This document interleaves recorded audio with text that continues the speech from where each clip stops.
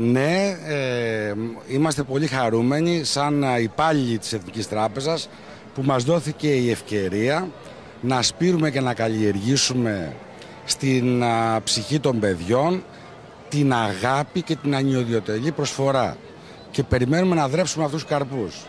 Είστε ευχαριστημένοι από τη συμμετοχή, από την ανταπόκριση του κόσμου? Ξεπέρασε, όπως βλέπετε και εσείς, τις προσδοκίες μας.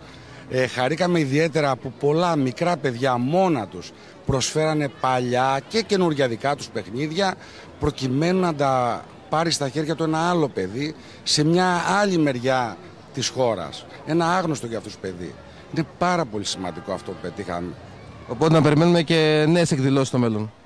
Πάντα και σαν τράπεζα και σαν άνθρωποι, ιδιαίτερα αυτές τις δύσκολες οικονομικές συνθήκες για όλους, δίνεται η ευκαιρία να αναδείξουμε τον άνθρωπο που έχουμε όλοι μέσα μας.